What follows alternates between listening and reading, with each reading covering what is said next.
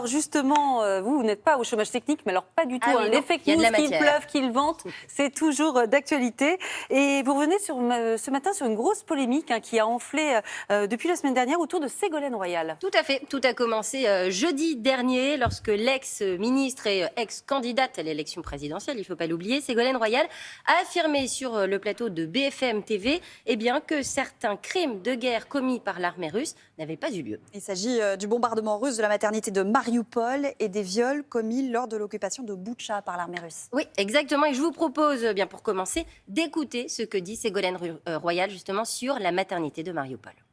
La maternité bombardée, quand M. Zelensky a fait le tour des parlements européens, et c'est là que le processus de paix s'est interrompu, il a utilisé ça. Il a dit « j'ai rencontré une femme enceinte qui m'a dit « vengez-moi », etc. Il a été incapable de donner le nom de cette femme.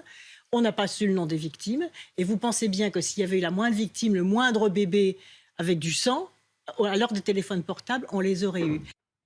Et elle nie, c'est ça, les bombardements de la maternité de Mariupol? C'est ça, aucun doute sur son propos. Selon elle, ce serait de la propagande de guerre de la part du président ukrainien pour stopper à l'époque un processus de paix qui était apparemment sur la table.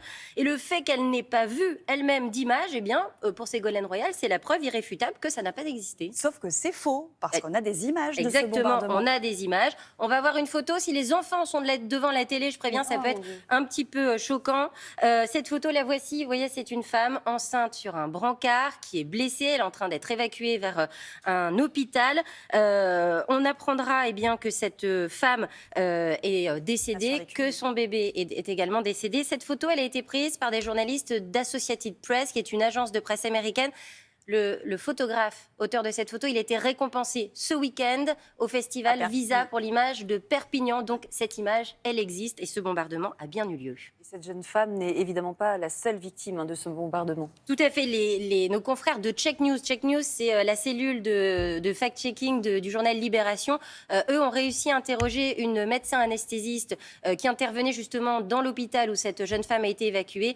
Et ce médecin dit, elle n'était pas la seule. Il y a d'autres femmes de Mariupol qui sont arrivées, qui elles aussi étaient blessées. Maud, l'autre crime de guerre que nie Ségolène Royal, c'est le massacre de Boutcha. Oui, tout à fait. Et là encore, je vous propose d'écouter ce que dit Ségolène Royal.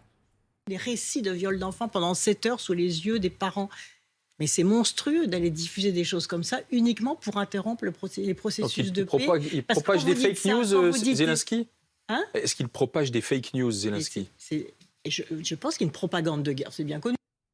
Voilà, alors là encore, il y a des témoignages récoltés par des ONG, plusieurs témoignages qui racontent les mêmes faits, les mêmes atrocités, des viols de femmes et d'enfants.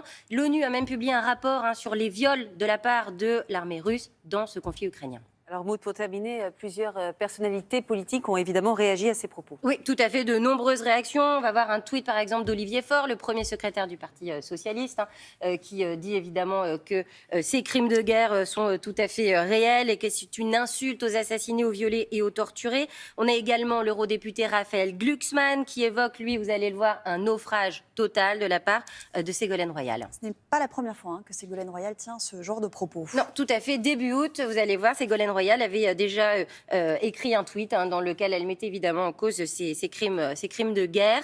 On va rappeler à Ségolène Royal que la diffusion de fake news est passible d'1 à 2 ans de prison, de 45 000 € d'amende. Et sachez qu'il y a un collectif qui s'appelle Stand with Ukraine, donc Debout avec l'Ukraine, qui a décidé de porter plainte. Ça devrait être déposé aujourd'hui. Et on va également souligner que c'est évidemment une offense à la mémoire des victimes et aussi au travail des journalistes qui risquent leur vie au quotidien pour apporter une information vraie et juste.